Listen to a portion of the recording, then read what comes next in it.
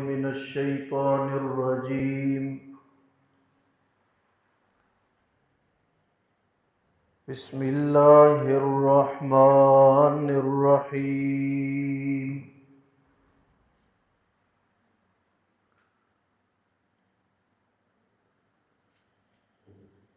फतवल्ला अन्हुम वक़ाल या कौम लक़द अबलगतुकुम रिसालाति रब्बी व नसहतु लकुम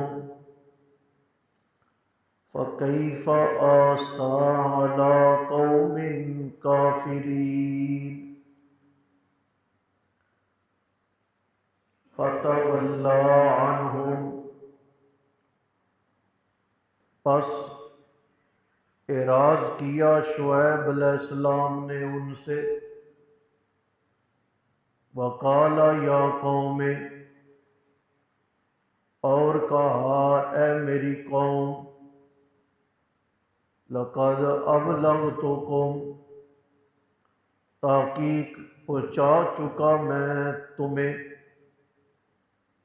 रिसालात रब्बी, पैगाम अपने रब का, व नसहतु लकुम, और नसीहत कर चुका मैं तुम्हें। फ़कैफ़ आसा, बस कैसे अफसोस करूँ मैं, अला कौमिन काफिरीन, काफिर कौम पर।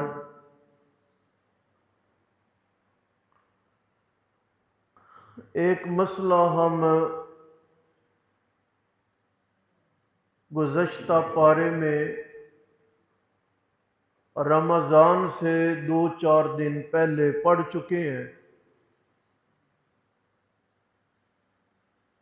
दोबारा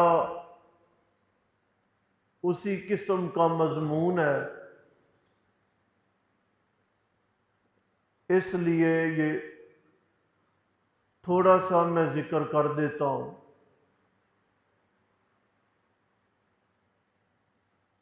अजीब बात आप ये सुने, अल्लामा सुयूती रहमतुल्लाह अलैह ने इसी आयत पे तफसीर में लिखा कि हज़रत शुएब अलैहिस्सलाम की जो वफ़ात है ना, वो मक्का मुकरमा में हुई है और काबतुल्लाह की मगरबी जानिब हज़रत शुएब अलैहिस्सलाम को दफन किया गया है। इससे पहले ये मेरे इल्म में भी नहीं था। हजरत कहते हैं कि दारुन नदवा, वो जहाँ पे मक्का मुकरमा के लोग मशवरा किया करते थे ना, उसके और काबा के दरमियान किसी जगह पर, चूंकि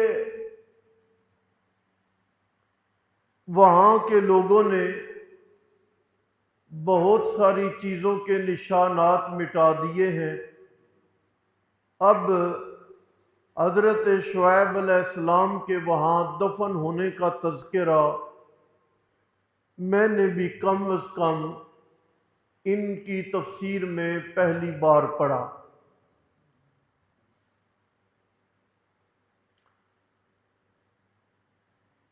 बाज़ लोगों ने यह भी लिखा है कि अल्लाह ताला ने हज़रत शुएब अलैहिस्सलाम को भी बड़ी लंबी उम्र इनायत फरमाई थी। मसला ये है, फतवल्ला अन्हुम, कौम पे अजाब आ गया ना, ऊंधे पड़े हुए, नामो निशान मिट गया। हजरत चले किनारा कश हुए और खिताब किया कौम को, भाई मैंने तुम्हें पैगाम पहुंचा दिया था, अपना हक मैंने तबलीग का अदा कर दिया था, अब मैं क्या करूं, कैसे मैं तुम पे अफसोस करूं। इस आयत से भी बाज लोगों ने कहा कि अगर मुर्दे न सुनते होते तो हजरत शुएब ने यह खिताब क्यों करना था। बस ये कहते हैं ना, डूबते को तिनके का सहारा, ये वही है। जनाब, हमें अल्लाह ताला का इस बात पे शुक्र है कि अल्लाह ताला ने हमें कुरान करीम के अगराज़ व मकासद को समझने की तौफीक इनायत फरमाई है, और हमें इस बात पे भी अल्लाह ताला का शुक्र है कि हम कुरान करीम को बड़ी अच्छी तरह जानते हैं, और हमें इस बात पर भी अल्लाह ताला का शुक्र है कि हमारे अकायद व नज़रियात में किसी भी शिरकिया और कुफ्रिया अकीदे की कोई आमेज़श नहीं है।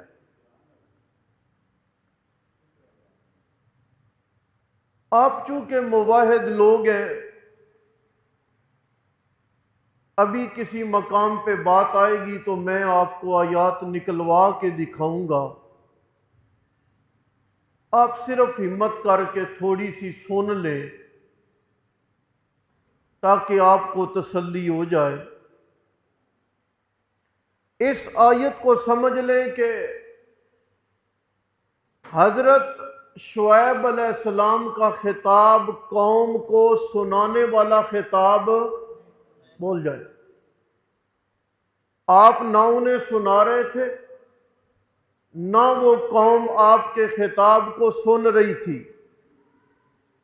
बल्कि ये खिताब कौन सा, आपने बेटे से कहा, दोस्त ने दोस्त से कहा कि छत पे पतंग ना उड़ाओ, वन व्हीलिंग ना करो, नुकसान हो जाएगा।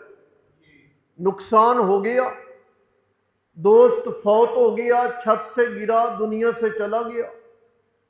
उसकी चारपाई पे खड़े होके दोस्त ने अजरूए अफसोस ये कहा, मैंने कहा था ना छत पे पतंग ना उड़ाना, तूने मेरा कहना नहीं माना।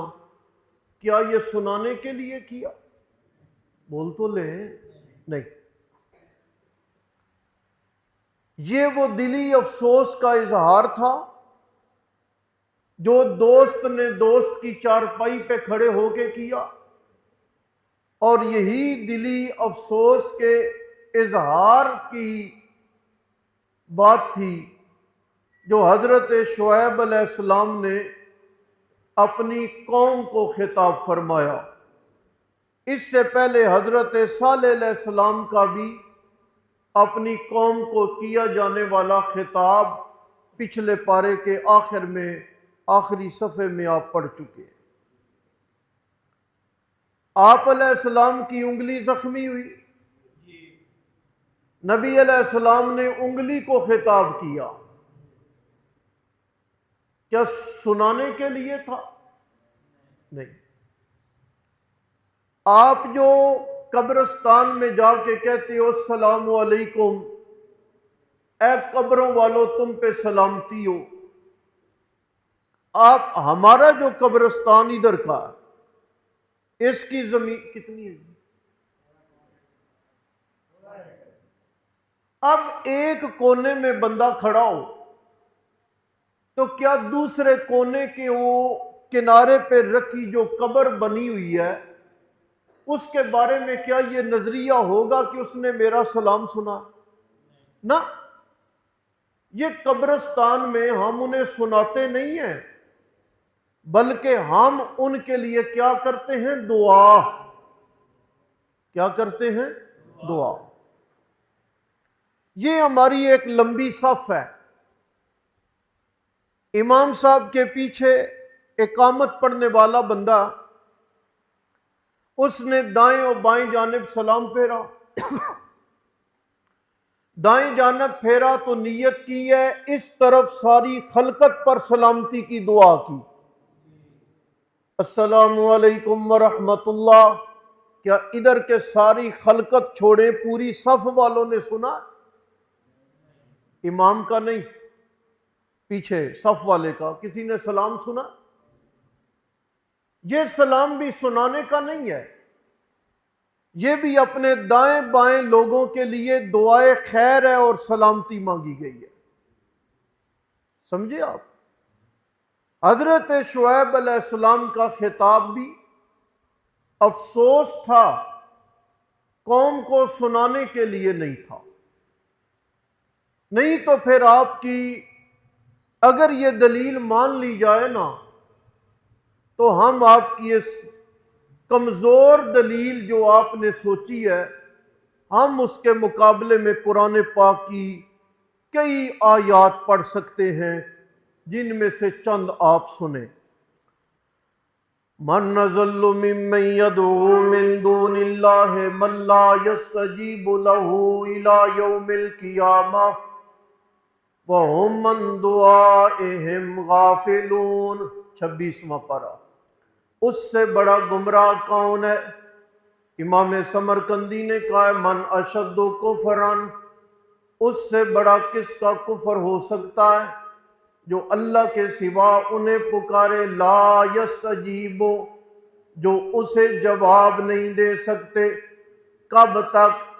क़यामत तक। क्यों नहीं दे सकते? कुरान कहता है वहुम मन दुआइहिम गाफिलून, इसलिए कि उन्हें पुकारने वाले की पुकार का पता नहीं।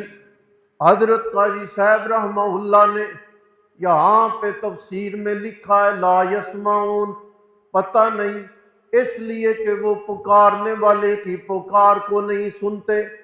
कुरान का दूसरा मकाम है, अल्लाह फरमाते हैं अमवातुन गैरु अहयाइन, ओ लोगो ये कब्रों वाले मुर्दे हैं, इनमें जिंदगी नहीं।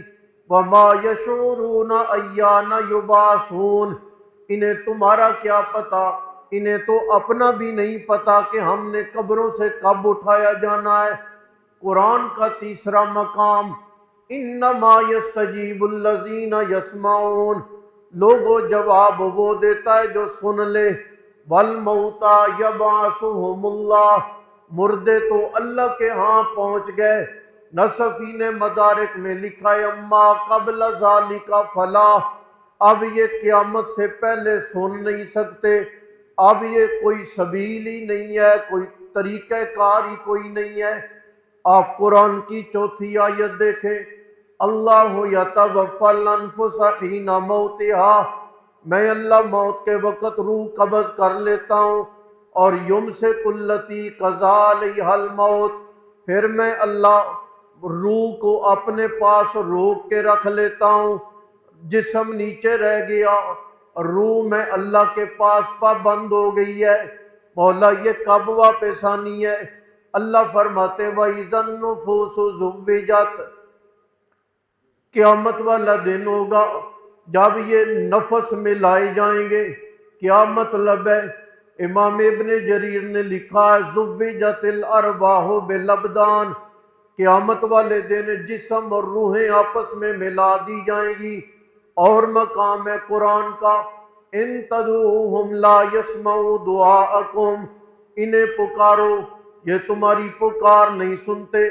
वलौ समिऊ, अगर सुन ले, अगर सुन रहे हो ना, अगर सुन ले, अगर का क्या मतलब है?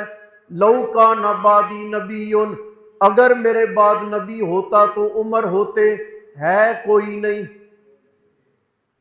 है। अगर मेरे बाद कोई नबी होता हजरत उमर होते, लेकिन मेरे बाद नबी कोई नहीं।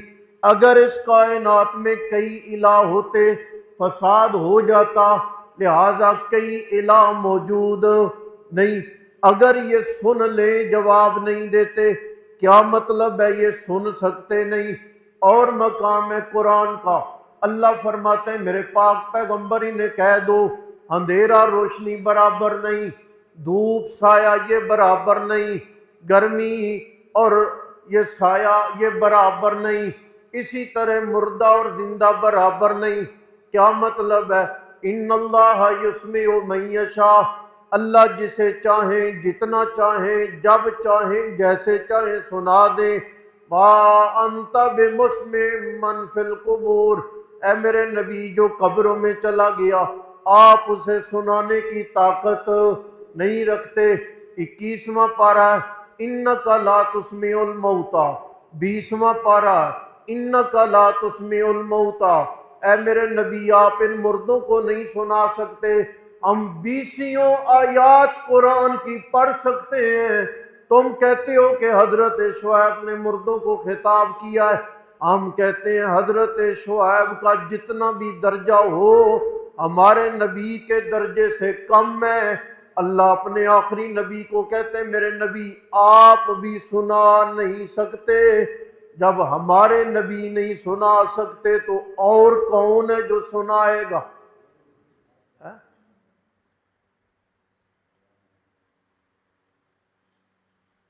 इसलिए ये इस तरह की बातें पेश करते रहना और लोगों के ज़हन खराब करते रहना, इसकी असल वजह यह है कि लोगों को कुरान करीम की आयात का वो फ़हम नहीं और कुरान करीम की आयात की वो समझ नहीं, जिस वजह से इन्होंने बहुत ज़्यादा नुकसान उठा लिया।